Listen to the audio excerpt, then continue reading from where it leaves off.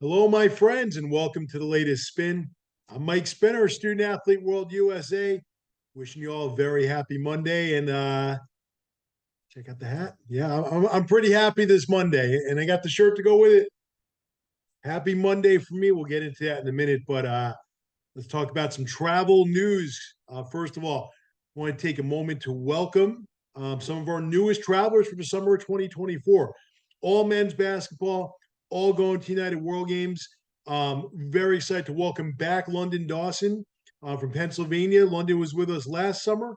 Had an awesome tour, just a tremendous family, just great people. Real excited to have you back, London. Can't wait to see you again.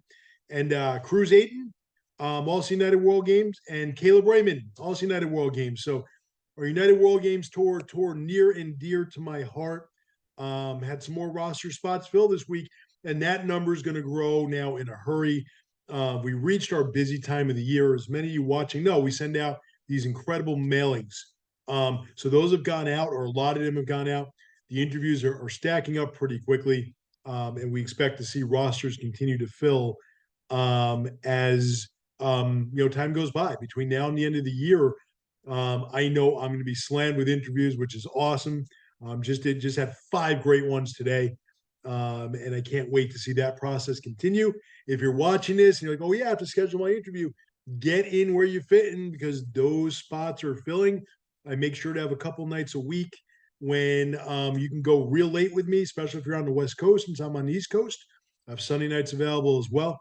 So by all means, get in where you fit in, get your interview going with me because we're looking to fill rosters and we're going to fill rosters and it's going to happen pretty quickly. Now, I always like to share some questions when there isn't specific news. So I have 2 similar kinds of questions that came my way just in the last couple of days. And if it's something that you're wondering, I want to make sure that I can help answer for you. Number one, if my team wants to travel on a tour and remain a team, can we do that? The answer is yes. We're happy to do something like that.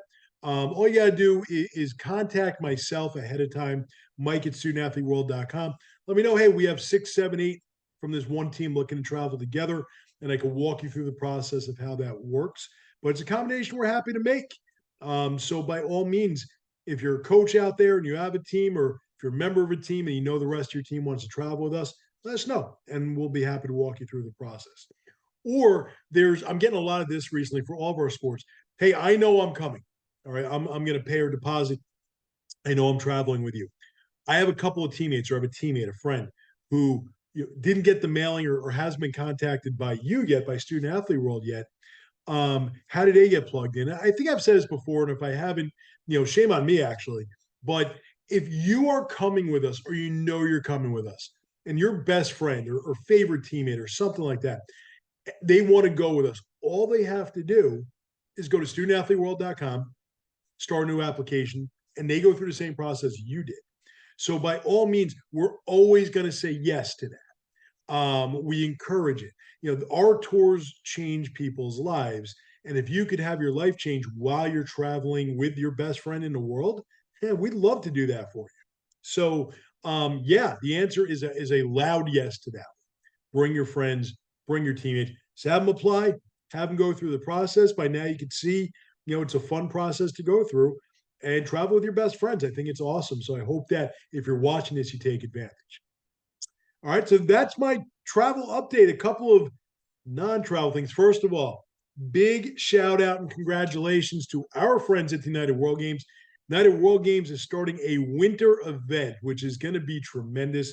If you live in the United States, it's during the school year, so it's not exactly easy to get over to Austria. But we love the United World Games people. For me, like, it was a life-changing experience to travel to that event. I think their winter event's going to be tremendous. They have like alpine skiing and slalom, and they have ice hockey, which is really exciting. So happy for you guys. But now on to football. So I have a couple of football thoughts for the week. Let's start with the G-Men, the Giants in the win column. All they do is win, win, win, no matter what on occasion. They picked up number 2 yesterday, And I know what some of you were thinking. Well, a week ago, you were advocating for the Giants to tank, so get the number one pick, get a better quarterback, and rebuild. I still don't think that's a bad idea at all. If the Giants were to announce tomorrow that they're trading Saquon Barkley and maybe some other good pieces, and they're going to start Tyrod Taylor the rest of the year, honestly, they probably should start Tyrod Taylor anyway, and they're going for that number one pick, I'm comfortable with that. What I'm not going to do is root against my. They won yesterday. They beat Washington, a division rival, right? You, as a Giants fan or any NFL team, think about your division rivals. Like I lived in Baltimore for a long time. Could you ever see a Ravens fan saying it's okay we lose to Pittsburgh because we're tanking? No, I mean in Pittsburgh, same thing with Baltimore. Like, you can be a fan and be okay with a tank, but also be very happy when your team wins like I am today. Sure. Does this mean potentially lower draft pick? Now they only have 2 wins. If they end 2-15, they'll have a good draft pick. But sure, can this negatively impact the draft? Of course. But we as fans don't root for the draft. We root for the draft to be successful. I want the Giants to win every game. Now they're not going to. They've lost 5.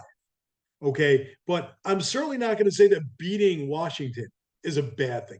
Beating Washington is the best thing. All right. So I was real happy they won. They did some great things, particularly on the defensive side of the football. They got some pass rush going. By the way, Washington, what is up with that offensive line? Whole other question. I could not believe we saw a Giants team that couldn't, sack potatoes head into this week. Well, they get to him 6-7 times. It was like a freight train going through that offensive line in Washington. Tyrod Taylor looks great. In my opinion, should be the starter for a while, but we'll see what happens. But they put it together. And if the Giants are going to make something happen this season, it starts this coming Sunday. They play the Jets. They host the Jets, right? New York teams going at it. Can't say it's a rivalry. It really isn't. But it's an exciting game. Now, the Jets, I think, are a really strong football team. Like if Aaron Rodgers didn't get injured, this Jets team would be legit. They're strong. They're a playoff team, I think. I think they have a lot going for them. I think the Jets are a better football team than the Giants. But we've seen the Giants compete with some fairly good teams. They win this game Sunday 3-5. You never know. You don't know what's going to happen. So I'm rooting for them. If they go to 3-5, they can get up maybe 10, 11 wins and make a push here. I'm not confident that that's what's going to happen, but I'm a lot more excited about Sunday's game than I was 48 hours ago. We'll just leave it at that with the Giants.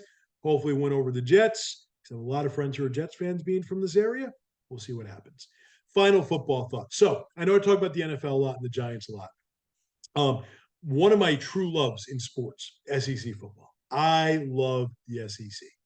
And so I don't have a team. I'm from the Northeast. But I love the fact that you have so many good football teams in one conference. Like when you think about it, people love the Big Ten, and I respect the Big Ten. Penn State, Ohio State, Michigan. Ohio State, Penn State game this weekend was great. But the Big Ten, you just go down way too quickly. Like you're going from like Michigan, Ohio State, Penn State, then you're just free falling to like Wisconsin, right, Tim? And so I like a parity party. And in the SEC, I just feel like if you took Vanderbilt out of the mix, the rest of that conference is awesome.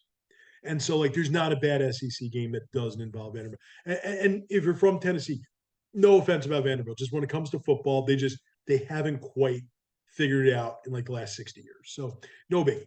But I love the SEC. I would love like an SEC Final Four. So you get a couple really good football games or 3 of them. So here's my SEC thought. Is it me or is Alabama more dangerous because this year they have to figure things out? Just a thought. Like I'm watching them this weekend and they won another pretty close game. They beat a good Tennessee team. Like Tennessee is no slouch at all. But like they were down early, had to figure some things out. I almost think that this Alabama team, because they're not blowing the doors off of anybody. Every game has been close. Maybe that makes them more dangerous. Maybe I'm crazy. And look, I'm not an Alabama lover. I do like the idea of a dynasty team. Like I was a big fan of Mike Krzyzewski. I respect Nick Saban like crazy. I just like that you have in this day and age where there's more competition than ever. You have NIL money. You have all these factors that could sprout a new dynasty. But a guy like Nick Saban, he's just winning football games. That's all he does, right? Right, and maybe more championships. So I just feel like you have an Alabama team that every week is, if you believe the gamblers, which I don't, it's going to be a close game, or maybe they don't win, or an underdog, and they're just winning. Like had they beaten Texas, they'd be what, undefeated. All right, and as we now are getting to a point where we're going to see the postseason sooner than later, you just have to wonder if Alabama needing to earn it this year makes them more dangerous. I'm wondering. Now, there's a lot of games they could lose coming up. I don't expect them to lose a lot, but certainly another loss in their season's probably over in terms of a national championship bid. But if they get into the BCS, I find Alabama to be very intriguing just because they've been challenged so much this year. And I'm excited to watch it. Let's hope. But SEC football, there's be a lot of candidates for our tours from the Southeast. I'm always up for a little SEC football talk. That's all I have for this week. As always, don't forget, complete your application, schedule an interview with me, pack your bags, folks. Our summer of 2024 is going to be amazing.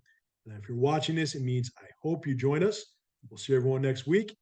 Have a great week.